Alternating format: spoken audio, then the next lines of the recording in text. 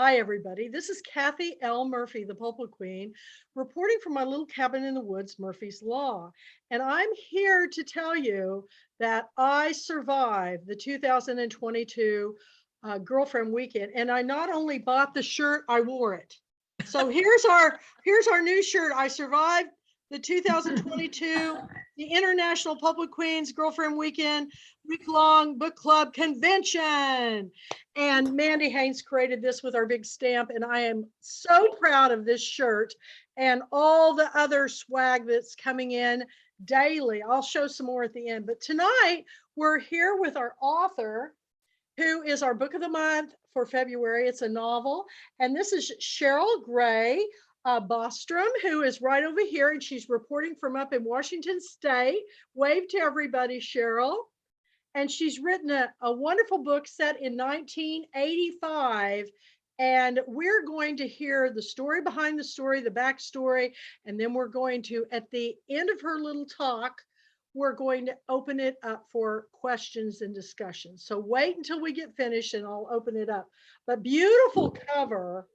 And this story is something that I always fantasized about going and living in the woods, because I don't know if you read My Side of the Mountain, by Jean Craighead George, but that was one of my favorite all-time books as a child.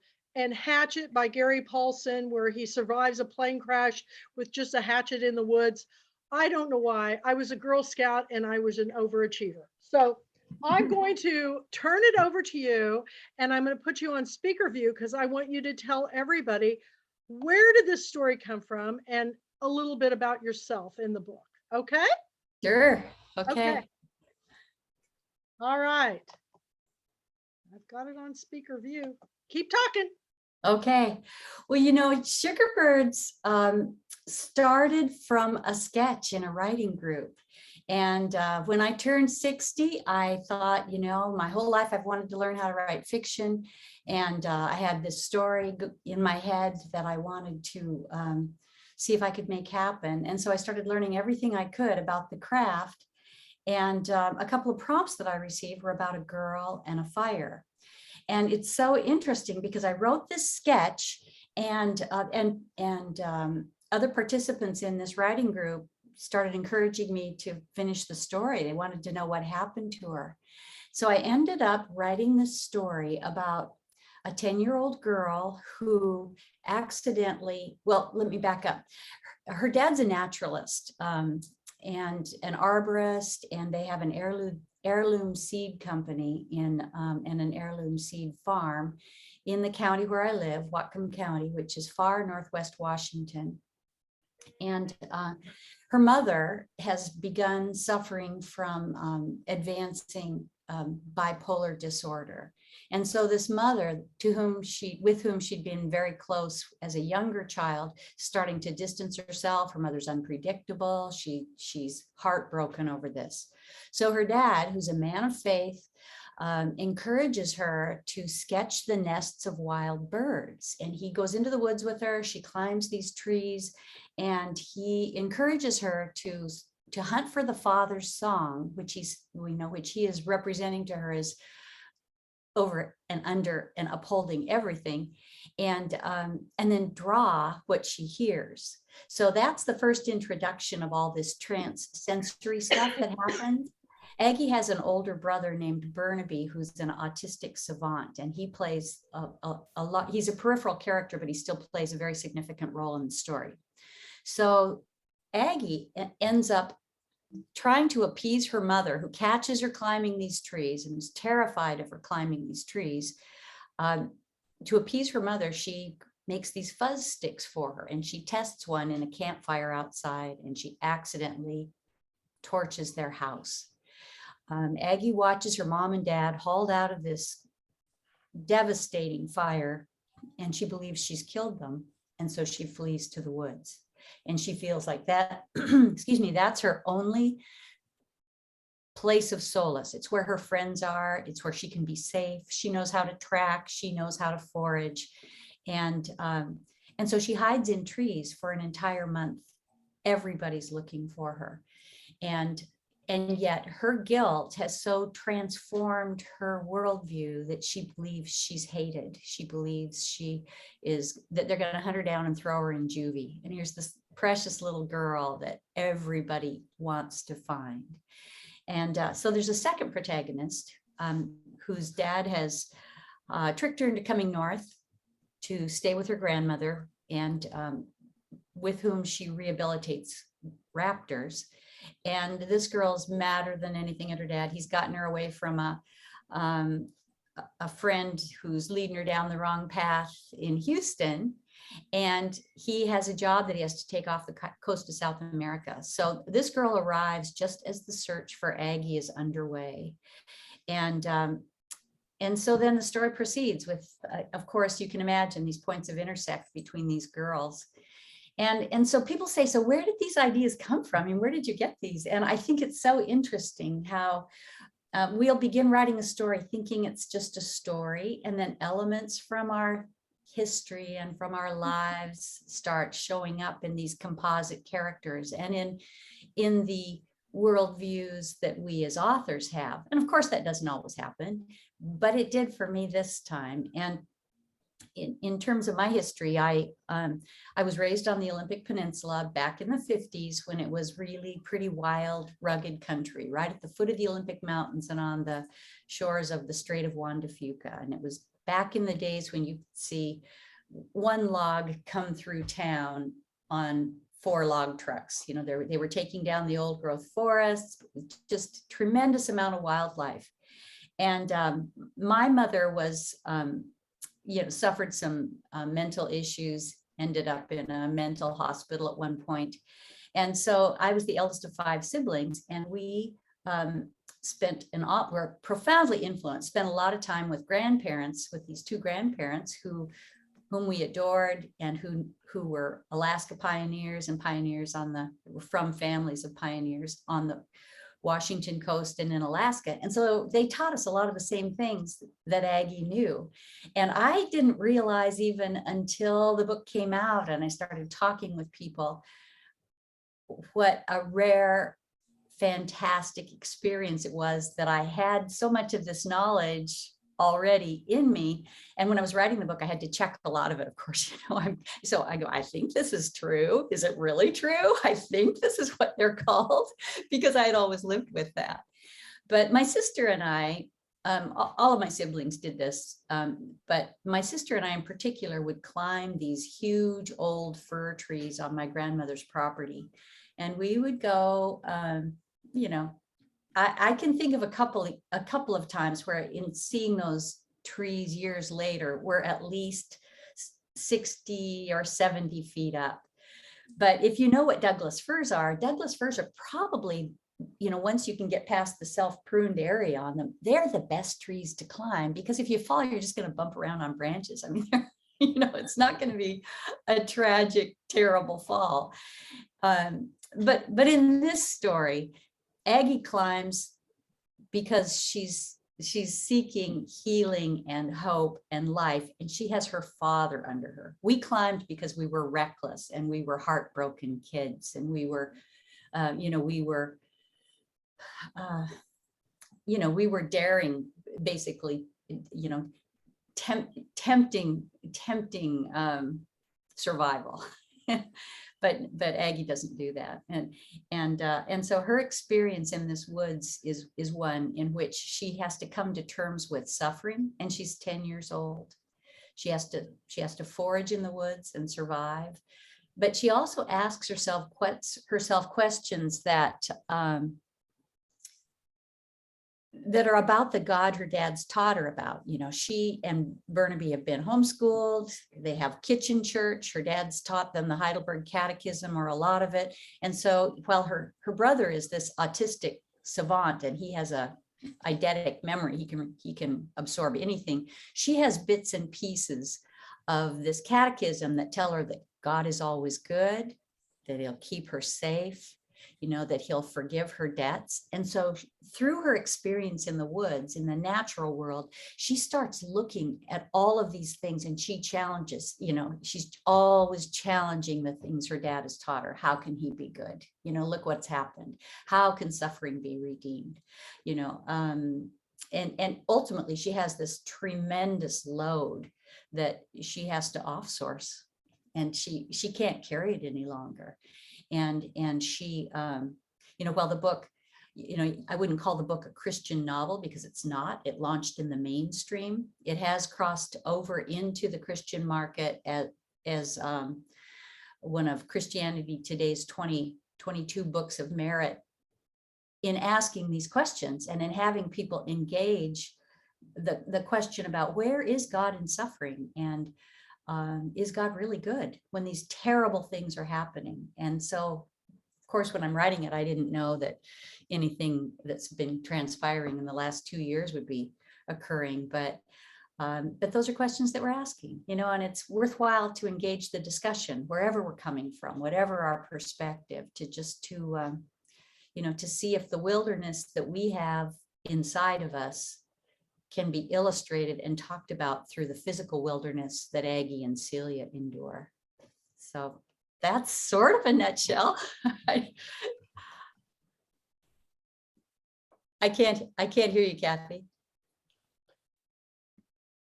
It reminds me, I have a little box, with a quote on it, and it says, nature is my medicine. And it's true. When I moved into this little cabin in the woods, it's surrounded completely by woods. And I just wanted to be, everybody goes, gosh, where'd you find this place? It's so hid away. I said, I was looking for a place of solace, and being in nature to me, and it's like, it's all glass.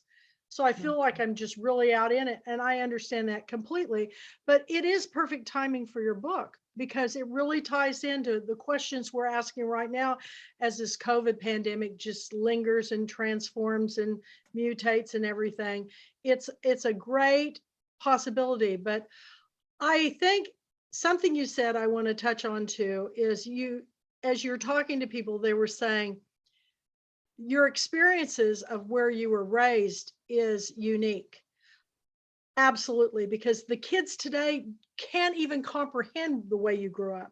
So the more you write about that and nature and how important it is, I got my kids out a lot, but it's important that we share those stories of entertaining ourselves by being out in nature. And so did you spend most of your time outside? Oh yeah, we were outside we were gone in the morning and we came back at the dinner bell, Exactly. And anybody else have dinner bells? You guys have dinner bells? Yes, old school dinner bell. Yeah. And so you get out there and you start rattling around out in the woods and interacting with the wildlife, and you start to understand the way things are that you don't understand when you're looking at a screen in a closet, And it's been interesting hearing from people across the country about this book who really can't even conceive that a 10-year-old girl could do that. And it was real important to me when I wrote this, that is it likely that she did it? No. But could she have done it? Absolutely. Absolutely. When I was writing it, a 10-year-old girl who lives across the road from us and I would spend time together. And, and so she would double check on things for me too. From Aggie, even understanding that she could eat those cattails and that she was enterprising and she was resourceful and she was extremely resilient. And yet the book is a book about hungers, and it's a book about love. And, the title, without making it a spoiler, really talks about those hungers and love, and the love that each of us are seeking to satisfy. And she figures out what that means for her. So it's just a wonderful story. And I'm, here we are at the beginning of the year. We're starting out with such great books. This actually came to us later, but Mandy discovered it first. And I'm telling you, um, we really love to help authors. Now, this isn't your first book, is it? I wrote 2 nonfiction books about 20 years ago. Really? Yeah, yeah. What were they? Well, did you guys ever hear about the Women of Faith conferences? Anybody know Yeah, anything yeah. about that? They went on for 20 years, and a young man who was a former student of mine when I taught high school in this little town called in Colfax, Washington, in Southeast Washington, ended up working with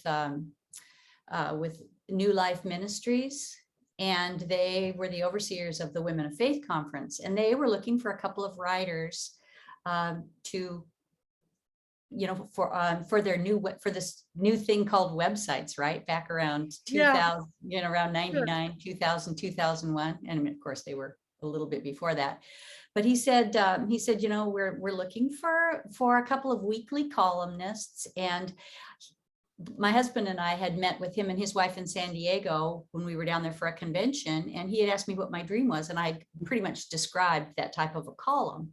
And so he said, why don't you give it a try? See what you want to call it. And so it was The View from Goose Ridge. And I wrote a weekly column, and Karen Linneman, I don't know if you've heard of her, but she wrote a humor column alongside that. And our columns, the first book was a collection of a bunch of those columns. And then I wrote the second half of the book specifically for that book. But that was a collection of devotional essays, again, that are nature essays. Oh, and are they still in print? Yeah, it's still in print. It just had its 20th anniversary. Yeah. Oh man, I would like to see those. I would really like to see those. So, well, that's fascinating. So this is your first work of fiction. Yeah, and it was terrifying. Terrifying. Well, pretty good job for your first book of fiction. Did you have help with the editing and all that, or? Yeah, I had. I didn't. I taught English for 10 years. Oh, okay. And I thought that I had this in the bag, right? And I started putting this together, and I realized that I didn't know what I didn't know. And so I started looking around for editors, and I worked with a wonderful developmental editor early on just to help me lay out the plot and get so that I would keep it in the rails, because I'm a bit of a pantser, right? And I could go off on these rabbit trails, and I really didn't dig the whole idea of throwing away 50,000 words. If any of you have ever done that, that it's, I know. It's like giving up your firstborn child. And so she helped me, early on with just kind of getting my feet under me. And then I had finished the first manuscript actually as a YA piece, and it was called Climb, Run, Drown. And actually the books that I was inspired by were My Side of the Mountain, the Jean Craig Head George series. I still love that story. I do too. I love them. Nature books. They're great. I love them. Yeah. And Julie the Wolves and Hatchet and all of those books. All those. Yeah. I love the outdoor adventure books. Yeah. Yeah. And so I pitched it a few times, and agents said, we wouldn't know where to sell it because you've got a 10-year-old protagonist. And if it's going to be YA, she has to be at least 13 because these readers read up. I have a 16-year-old protagonist in there, but I also, the book wasn't ready. It needed a lot more, and I hadn't known what I didn't know how to do. And so I went back to the drawing board, and they kept, I kept hearing repeatedly, this needs to be in the adult market. It'll cross over into YA. There will be young people who read it, but the themes are adult themes largely, people who have suffered, people who have questioned the nature of suffering or loss or grief or guilt or shame, even though it's not a dark book, but the people who have wrestled with those things will discover the layers in this book that would not be uncovered in the same way as if it were a YA piece or by some YA readers who are just looking for the story or the relationships between the girls. And all that's there, but there's a bunch more in it too. So I went back online, and I just started looking around, and I ran across an editor who who had worked on The Help and Lilac Girls and some of these marvelous books. And I started reading reviews of people who had worked with her, and they said working with her is like a one-on-one MFA. She's just marvelous, marvelous. And she's in Brooklyn. She'd been in the industry for 30 some years. And so I thought, well, all she can say is no. And so I sent her the first pages, and I didn't hear from her for about 6 weeks. And then she wrote back and told me that she was mesmerized by the story and that she would love to work with me. She had an opening in 2 months, but she said, your learning curve is going to be steep. Oh no, she said, but I don't know if you'll want to work with me. She says, because your learning curve will be steep and your revisions arduous. I thought, oh boy. Oh boy. What was her name? Alexandra Shelley. Sandra Shelley. Yeah, yeah. Because I know with The Help, I know the author, and we had the same agent. So Amy Einhorn. So it's all these connections. Well, that's fascinating. Yeah. Now, I'm also curious about your family. How did your family take to? Now, it sounds like your husband was very supportive. He wrote. Oh yeah. Yeah.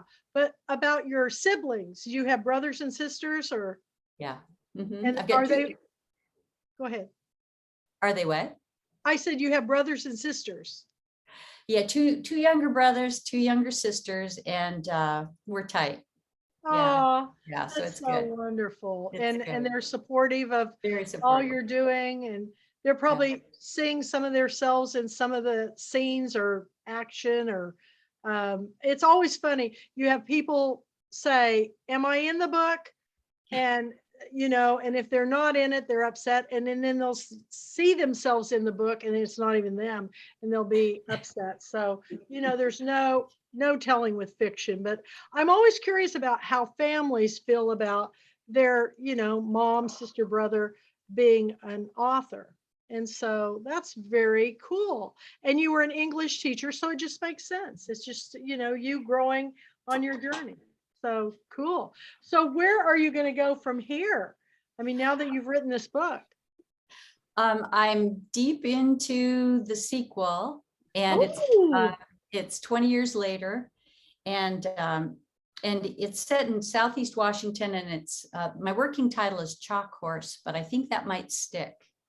And in it, Burnaby is a professor of veterinary medicine, orthopedic surgery at Washington State University. And Celia is an ornithologist. She's a bird researcher, a hawk researcher at the University of Idaho, about 7 miles away. And the story opens. Love it. Well, the story opens, she's had 2 miscarriages. They've been married for 10 years, but you gotta know that Burnaby's on the spectrum. He's an unusual character, and they've had this love affair of the mind, and then of course this love affair of the body, but the affection element, it has, she takes a hit when she's out. And in the first chapter, this isn't going to spoil anything, but in the first chapter, they find that a hawk that had lost its transmitter has been identified by a geocacher out in a draw in these wheat fields off the breaks of the Snake. So she goes out there. She's 5 months pregnant. This is her 3rd pregnancy. She's 39 years old.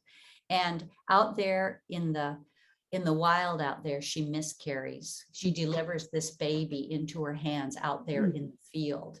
And Burnaby comes for her. And then it starts these dynamics, these interactions that eventually drive them apart. And then we're immersed in this world of this 100-foot loam soil and these communities. And there's the suspense and adventure in it, like there is in Sugar Bird. Oh, I can't wait. But it's relational. It's deeply relational. And and he's a quantum physicist, and so there are going to be elements of physics in there that I believe I'm praying that I can make them accessible to people, that connect the emotional world with quantum physics in a way that people will just have new thoughts, and I love it when I can offer somebody something new and fresh to think about. So that's fascinating. That will be great. What does your husband do for a living? He's a dairy veterinarian and an Ah, and an embryologist, and he did embryo transfer for 40 years. So he just retired last May. So now oh my he's God. researching constantly, constantly researching. So it's, a lot of the stuff I come by naturally, or I can just go ask him. You sound like the family of I don't know if you've heard of the Correls, the Durrells from Corfu. Have you heard of this No. story? But it's a story about a family from England. The father dies and the mother moves her almost grown, pretty much grown children to an island off the coast of Greece, and each one of them is, one's a writer, one's into animals, and he becomes one of the leading naturalists in the world. Like, and he ends up writing a bunch of stories about them later. But each child in the family becomes kind of like what you're talking about, a specialist of some specific nature. You probably really enjoy the books. It sounds really good. Yeah, Yeah. they're really good. It's a Netflix series that comes from the BBC.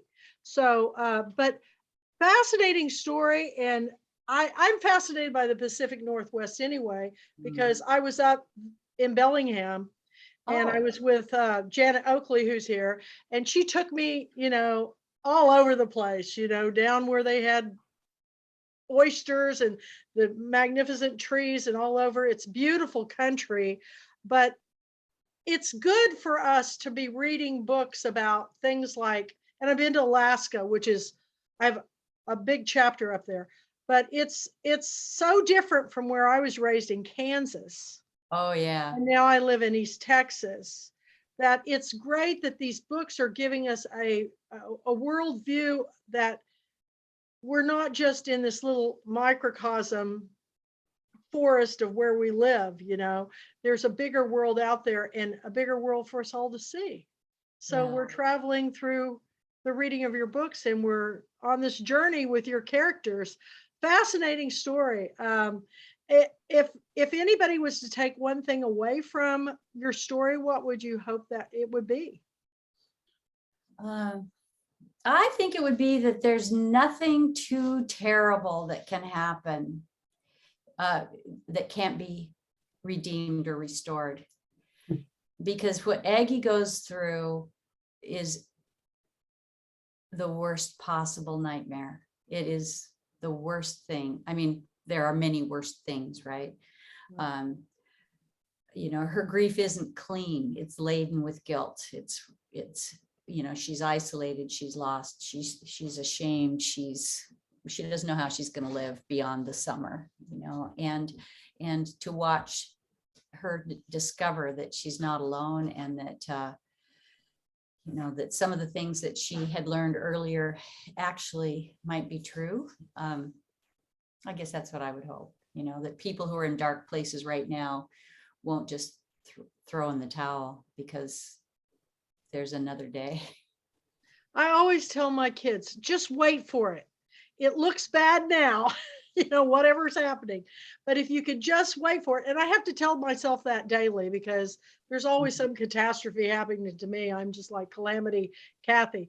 But if we just wait for it, and there's such joy in things that you wouldn't even expect, like this, like all of us being here tonight, hearing your story and having you share it in such a wonderful way. I mean, I just feel like I know you.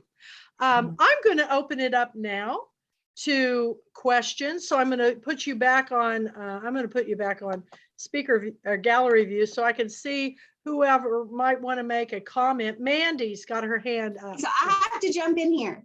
I am the one that's told Kathy about your book, because it kept popping up all over the place because Susan Peterson. Yes. It's like Susan Peterson. It's like, oh, thank you, Susan. I said, Kathy, we've got to look at this book.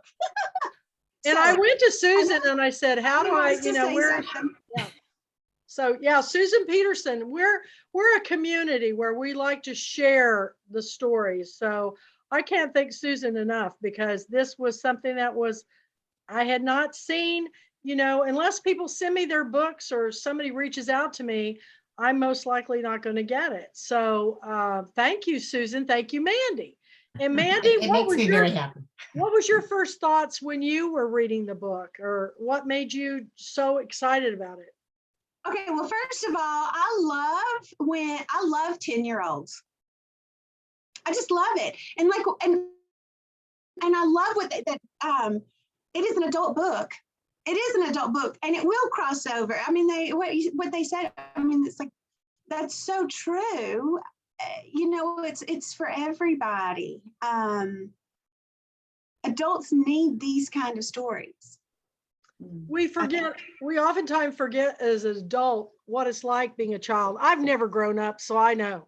But my favorite book growing up was honestly Katie John, and it was about a 10-year-old little girl who was a tomboy, and all of her girlfriends were starting to really get into boys, and she was not into it at all. And I could totally relate to her.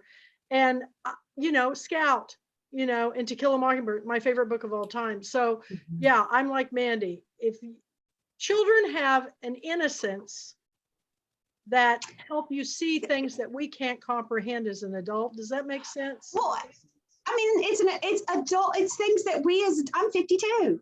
And it's like, it's the same thing but they put a voice to it at that age because they don't think they already know everything. That's You right. know? But I do want to ask you about the editing process. So what was that like, your first round of edits that you got? Oh, you know, I can picture when that stuff first came in from the editor I was working with. My husband and I were driving back from Eastern Washington from a hunting trip, and it came through on my phone, right? And I started reading this, and I actually think I started hyperventilating, and I go, Blake, I have no idea what she's even talking about. I don't even know. And so I just started working through it. I mean, just crawling through that manuscript, just inching through it. I think I really wish I would have counted how many passes I gave the book, because, you know, first you crawl through it conceptually, you know, for the whole thing, just looking for the character arcs and the plot to, you know, to do what it's supposed to do in each act and so forth, and to make sure that that you have the conflict questions driving forward, all the stuff that as writers it's kind of writing, fiction 101. And so I'm first looking at all that. Okay, so that ends up in place. And then I start looking through the chapters and seeing even if the chapters are structured well, and how can I create cliffhangers at the ends of different chapters in ways that maybe I had finished a chapter in the wrong spot. I didn't have any issues with POV, because that was just super clear to me. Plus I put Aggie in third person, and Celia wouldn't talk to me in third person. And so once I put her in first person, the girl just got attitude and she started talking to me. And so that wasn't an issue, but just crawling through it, chapter by chapter, scene by scene, paragraph by paragraph, line by line, word by word. I'm sure I went through it 30 times. I'm sure I did, maybe 50. I don't know. But it was transformative for me. And I'd always considered myself an obsessive editor and really careful and like to write tight stuff. But this was a whole new deal. It was hard. It was way harder than nonfiction. Well, and it had to feel great knowing that somebody like her who has edited these wonderful books, that she was interested in yours and wanted to work with you. That had to feel so good. And so the work probably didn't feel much like work. Probably you just like that she was that interested and invested in your story. Yeah, it was really a lot of fun. And I think writing fiction, as hard as it is, it's so much fun. Because one thing, you guys, I'm sure you've experienced this, because so many people have, but I never thought it would happen to me, that I would be sitting there waiting for my characters to talk to me, or I would think that I had planned what they were going to say that day, and I'd try to write it and it wouldn't come out. And then they would start telling me what they wanted to have happen. And that is the most fun thing. It's so Yeah. thrilling, you know, where I have friends who write books with sticky notes all over the wall. They know every scene, they know what every character is going to do, and God bless them, you know, and they've written some beautiful books, but that's just not me. And when those characters started talking to me, I felt like the little UPS girl. I was just delivering the story. It was so fun. Oh, that's cute. Sarah, go ahead. You Oh, hi, Cheryl. I just want to thank you. This is a wonderful book, and I'm loving so much your writing style. And as a first novel, I'm just so impressed because the scenes are so alive, and you have Thank you, Sarah. the sensory impressions, the action, and all the characters are fully immersed in the settings. And I'm just super impressed. I'm only halfway through because I just discovered that it was coming up. But, you know, since we're both Pacific Northwest people, I'm really especially enjoying the creation of the settings and all the natural parts. It's just absolutely wonderful. So yeah, I had the same kind of childhood here. I'm fourth generation in Whatcom County, and had a raspberry farm up by Silver Lake, and we climbed the trees up to the top and started swinging them until we could fall over to the next tree. To kill ourselves. So I am so relating to Aggie. It's just wonderful. Oh, that's good. Well, Janet you had asked me. has a question. I'm sorry. Go ahead. Janet, did you have a question? Yeah, I'm really curious. Both Sarah and I are in Bellingham. So you said Whatcom County. So where You're are in you? Bellingham too. This is I'm in Bellingham. Yeah. We should go for coffee or go We for gotta a go walk. for coffee. We should be chatting we have the Salish Sea book club up here for Pulpwood, Queens. And Sarah and I have been talking, we need to read Sonju.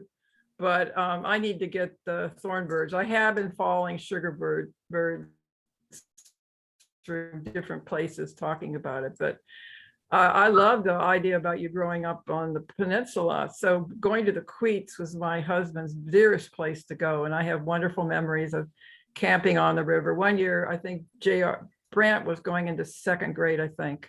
He was tall enough to cross the Queets. He just made it underneath his little backpack. And we went up to Spruce Bottom and spent the night there. And the guys were going to go fishing. My oldest son was going into 8th grade, and JR was going into 6th grade, I think, or something like that. And I didn't know what to do. So I took a sketchbook because I knew I was going to write. But I thought, what am I going to do at night? So I took along Lord of the Rings. I hadn't read it in probably 15 years. And I started reading it to them that night. And my oldest son, Matt, who's now a winemaker in Walla Walla, he was not a very good reader. And I was so thrilled that as soon as we got back and as soon as they started at the middle school, he went into the library and he pulled out The Hobbit. And I went like, yes, it's one of the most fabulous beginnings of any book around, you know, and he just flew through all the books. But the Queets is a special place, and Claylock, these are all places that are out on the coast. And the trees are ancient. It's a national park, so they preserve the trees. And to grow up over there, I grew up in Pittsburgh, and my wild was camping. We tent camped all over Pennsylvania and New York. Always intense. We never did anything fancy dancy. So I've been snowed on, I've been freezing to death, you know, all those great adventures. And I've lived here in the Northwest now since we moved out here in '79 from Hawaii. And I've been in love with the place ever since. So That's awesome. That's a Very beautiful cool. story. Well, you know, and to be reading Tolkien out on the peninsula and right by that wild ocean, you know, and those are wild beaches out there. They aren't groomed. they're just wild. Yeah. Yeah. Yeah, I always remember the sparks going up from our fire. The funny part is my middle son caught his first salmon. He didn't have a license, and the ranger showed up. Oh. And I've got a picture of him holding it like this. And the ranger said, I'll keep it, you know. Oh, Cheryl, No, I go ahead, forgot Sarah. to ask the second part of my question, and I mentioned it to you earlier on Facebook, but you had taken some liberties with our map of what is really here, and you invented a river instead of the Nooksack, you have the Holly River, and So I kind of did a little bit the same thing in my novel Pause. What made you decide to tailor it that way, and how did that work? Well, Burnaby had to be able to ride his bike from the farm. If you look at that map, he had from the farm to get to the dairy, what was it, 7 miles or something like that, and within a certain length of time. And Aggie had to float that river for a set amount of time. And so I had to keep changing the curves in the river. I had to calculate this. I had to calculate the speed of the river, and this Nooksack River that we have, flows out of the Cascades, and it's a large drainage basin that flows across a fertile farming valley, and yet it's been diked in a lot of places. It's a pretty dangerous river because there's a lot of churning. There's a lot of submerged. There are a lot of submerged trees and snags in the river, and not every year, but it's not uncommon for kids who are jumping in the river on a hot day just to go down and never come up, or to get caught on Oh, no. it's a dangerous river. And then you get snow Mhm. melt, and you get these flood conditions, and in Sugarbirds, I took some liberties because it had to be a super dry year, because they had to get up to Artist Point at a time of year when our Cabot and Celia had to get up to Artist Point at a time of year when usually it's covered in snow. And the river also had to be in a certain state so that she would be able to make it down that river in the time that it needed to happen. So so the river was the big deal. And then of course, Everson became Marmot, and Axling was Linden, and Mhm. Borealis Road is Badger Road. But if See, they have now I different- have to read this book now. So I've written 2 novels set in what's really glacier. I call it yeah. Fraser. And Oh. I work with historic maps and know the history of Maple Falls and Glacier.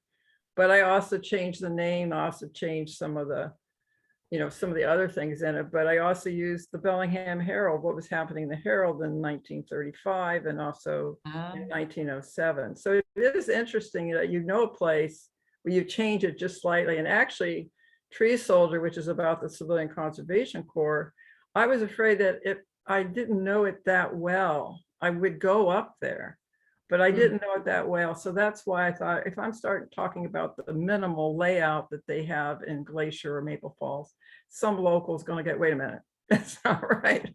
So that's why I changed it to kind of create my own vision. But I've seen historic pictures of what it looked like and what is possible up there. And since then, I've learned a lot. I go up to Austin Pass Warming Hut to give talks on the CCC. But with COVID, I haven't been able to do that. Now, I don't know if they'll call us, because this will be the 3rd year this August, but that's usually when I go up there. But Kathy, you have to go to Otter's Point and see. It is absolutely. I want to come stunning. back up there so bad. Yeah. It's so great. You guys get that book club growing. We got to do the book club and really get it Yeah, done. and there she's got our mug too, by the way, Mandy. Did you see she's using our mug? Good for you. You get bonus points, Janet. She's got one of our swag mugs. But Mandy was holding up her book and my book, and look how warm the light is in my house. It looks totally different than Deborah's, and I've got a warm light, I guess, in my home, and you guys got a cooler light. But anyway, that's all. I think Susan has a question. Susan had her Susan. hand up. Susan, go ahead. Oh, I don't have a question. I just wanted to, it's just so fun for me to talk to you, to actually have this chance to talk to you, because you know how much I love this book. And I'm glad that I got Mandy's attention and Kathy's attention. I think I learned about the book from another reviewer who Oh, I had seen a review, and I thought, well, and as soon as I read it, I knew it was something I was going to love. And I think I bought it from my Kindle and read it like immediately and read it so fast. One of my favorite themes in a book is always resilience. I love reading about anybody facing any kind of challenge, no matter what it is, whether it's physical, mental, or and that really draws me to your book for both characters. And I can't wait now to read the second one. Is Aggie in the second book also? She makes a cameo. Okay. Yeah, but when you've been through trauma, and you know that there's hope, you know that you can, they say you write what you know. And of course, that's not always the case, Mhm. but it's about possibility thinking. And I wanted my characters to have that, to have that possibility and to be able to show that, that they could be overcomers, even though even though she's a 10-year-old girl, Mhm. she's got it going on. And it was just thrilling. But I can't tell you guys, Kathy and Mandy and Susan, and just the way you guys have enfolded me in this book means more to me than you can ever know. And I didn't even know this community existed until, just this word of mouth thing started happening. And it's just really blessed me. And I'm so grateful. Well, once you're in our group, you're going to find out just how wonderful it can be, because everybody is giving and loving and sharing. And we're all a part of your story now. We're sharing each other's lives through our stories. So it's not just sharing your author story, we're sharing each other's lives too. And it's reading that, to me, makes the biggest connection with the best friendships. Don't you guys agree? I mean, now I want to address one other thing is I love My Side of the Mountain and Hatchet, which were told from a boy's perspective. This is a young girl's perspective. So they always say it's harder to get guys to read books with girl characters than, so, what do you guys have any feelings about this? Do you have any problem reading books about when the main character is a girl or told from a girl's perspective? Anybody want to shout out? Robert, James, Jacob? I don't have an issue with that. I'll read anything if it's a good story. I don't care if it's male or female. It doesn't matter to me if it's a female character or male character. So it doesn't matter. As long as the writing's good. If the writing's crap, you'll make it through it. But what you have to do, it has to be interesting. It has to be thought provoking, make you ask questions. If that's good, it doesn't matter if it's male or female, in my opinion. That's just how I look at it. That's good. Well, Yeah, I just would like to say, certainly think of To Kill a Mockingbird and Scout. I mean, that's a favorite of all of ours. But again, I was an English teacher as well. And so how many books out there have the male protagonist, the young boy? And so it's thrilling to see books today like yours, Cheryl, where it's the young, resilient girl. So, and by the way, I just loved it. It jumped ahead on my TBR list after I heard everybody else talking about it. And I was hoping I was going to see drawings of the bird's nests somewhere, but that really fascinated me. Oh, one thing that, one reason I fell in love with my husband is that he told me that he had, as a boy, tried to make a robin's nest.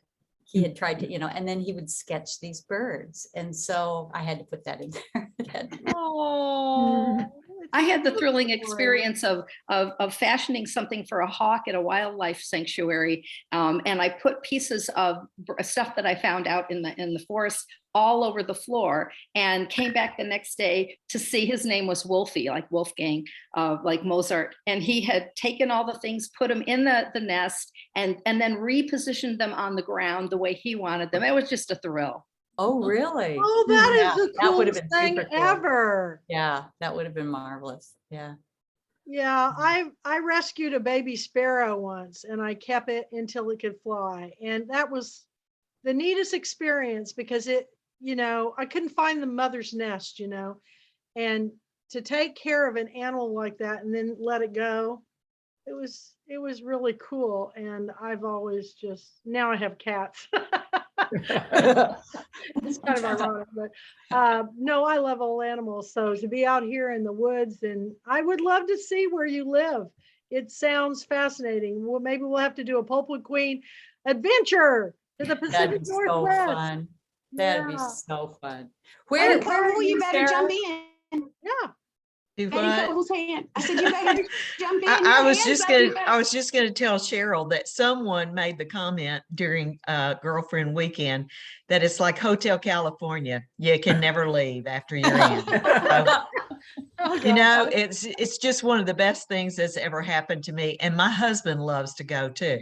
So does that tell you anything? That's pretty cool. Yeah, yeah, I'm in.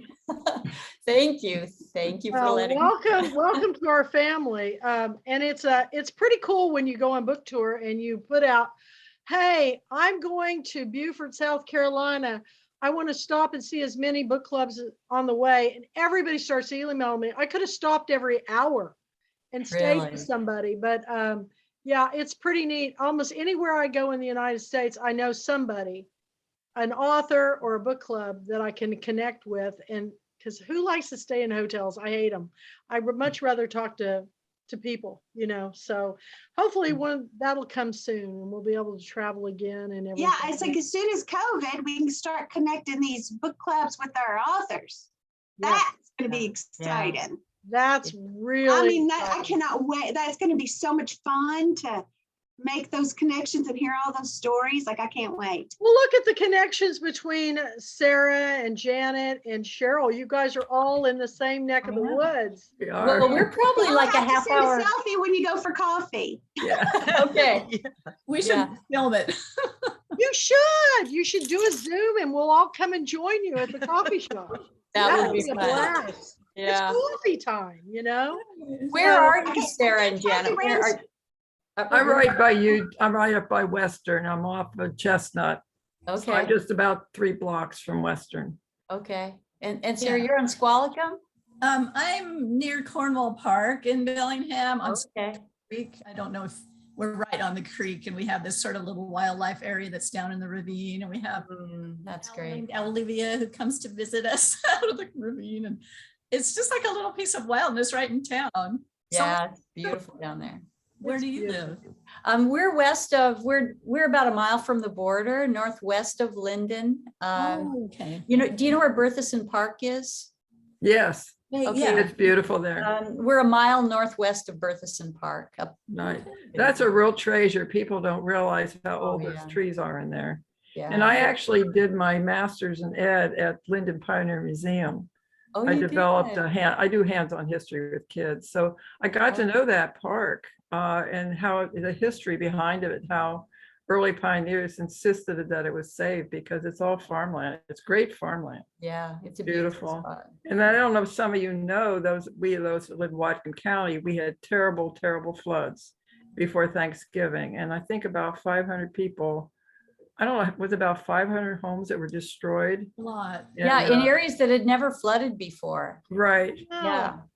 Yeah. Well, So weren't you in that the Dasami was gonna hit the beach there? It yeah, didn't. we had a warning for the tsunami. Yeah. It didn't hit though. No. No, it petered out. It did hit part of California, though. Very interesting. And people don't realize, I went through a 7.3 earthquake on the Big Island when I lived there. And people don't realize that even a 3-foot tsunami can do extreme damage. And one of the most dangerous ones is when they go up like a stream or a river, it can intensify. I wrote about it's the April Fool's Day tsunami that hit Hilo in 1946. Oh, The tsunami came under 5 hours from the Aleutian Islands, and it killed just on Maui. I didn't know Maui. Maui lost about 12 people, but on Hilo Bay, about 98 were lost, swept out to Wow. sea or found buried. And it was really hot. Some of the stories behind it are amazing. They just celebrated, quote unquote, I think the 70th anniversary of that about 2 years ago. And there are survivors, that are in their 80s. They were young children. But Wow. tsunamis are scary. And, the West Coast, were you over by Sheldon in that area or all the way to the coast when you were growing up with your grandma? Right straight across from Victoria. Oh, so you're really on Wow. that, you're near Forks in that area? Yeah, Or Forks is a CQ? couple hours. Forks is a couple hours west. Forks was the end of the earth. I see why they put vampire. Oh, yeah. My daughter begged to go there during those 12 I stayed in movies. the vampire house when I was doing a library tour. Oh, But we used to go to CQ. Don't tell Yeah, her. it's a very interesting story too. It was run by this incredible woman who was like an early ranger horsewoman in like 1910. in Forks. She amazing. But we Well- used to go to CQ to fish. Oh, yeah. Yeah, we do a lot of, well, before COVID, we did a lot of salmon fishing up off the coast of Vancouver Island, you know, but you get out there out toward Forks and CQ, you get out to that whole rainforest and it gets like 150 inches of rain a year. I know, the Hoh River. Yeah. Yeah. So beautiful. It's just this, everything's padded in moss and it's just gorgeous, but it's a different world out there. And seriously, they would never see the sun. So vampires would do just fine out there. They would be very fun. Yeah. Wow. Well, that's interesting. Yeah. Okay. Anybody else have any questions for Cheryl while she's here with us? Now she's blogging all this week on the Public Queen Presents Her Picks. So if you missed something tonight, jump in tomorrow. She's got great blogs. She's been doing 2 a day. Kind of surprised me there at first. I just go, alert, you know, there's a thing up there, but she's got some great posts. So please jump on board and we're excited for you. Thank you. Cheryl, I can't wait. How soon do you think that next book might be? I don't know.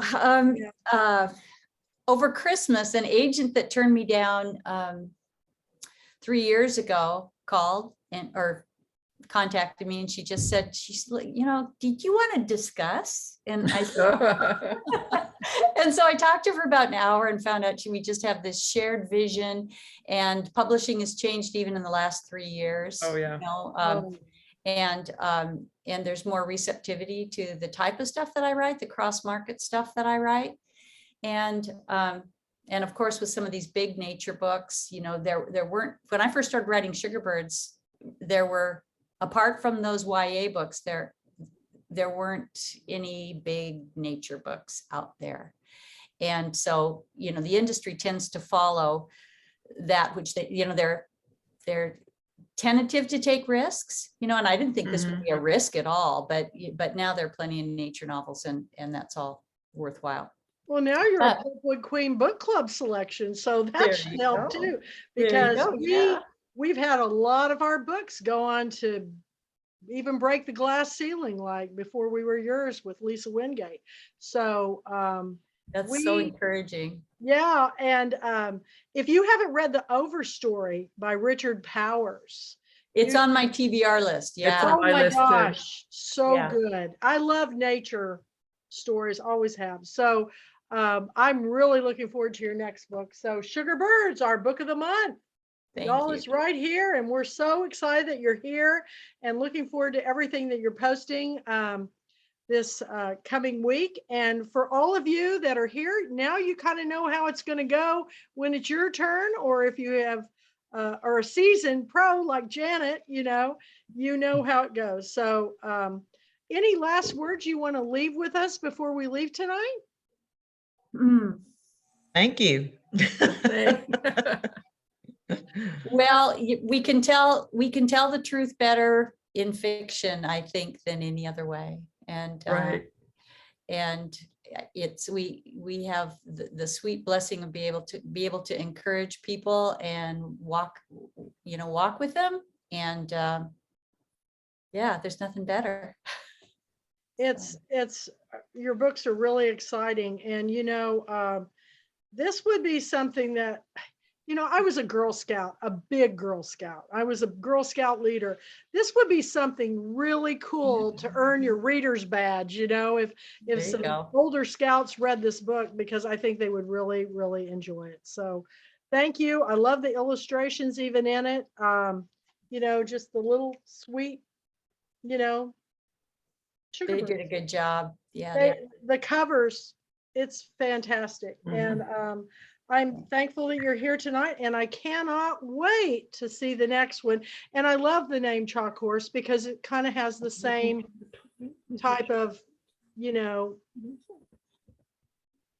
and a bird, a horse, I just think that'll be, I like it.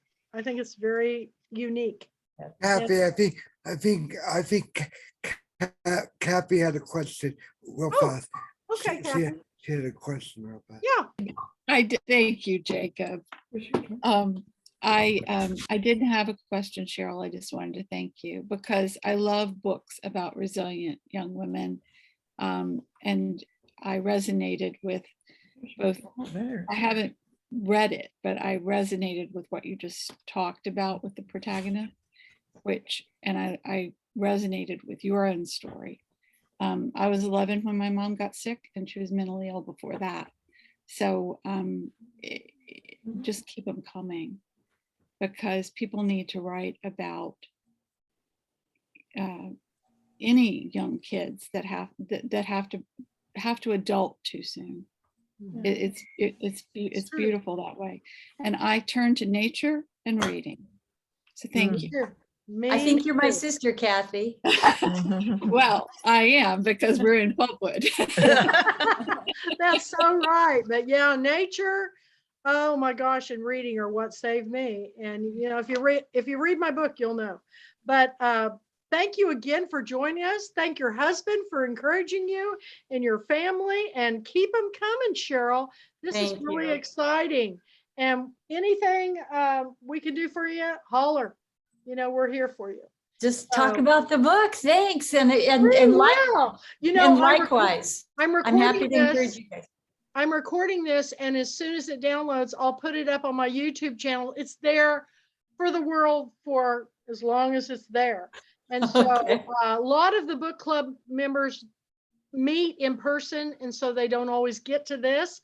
So they'll watch it later. Mhm. And I'm finding that the more people subscribe, the more people you tell to subscribe, the more people talk about it, the more people are going to see your story, and the more people are going to want to buy and read your book. So it's all about us working together. And thank you, Kathy, for all those tweets. You know, I said she's quite a little bird. She's singing daily on everything that we're doing, but I appreciate all of you for everything you're doing to get people reading. So have a wonderful evening. And now I've got to get ready. There's an ice storm coming. So being the Girl Scout, I'm prepared. Bye, Bye, everybody. everybody. Thanks for Bye. everything. Thank Thank you, you. Cheryl. Goodbye. Thanks, Bye. Cheryl. Bye-bye.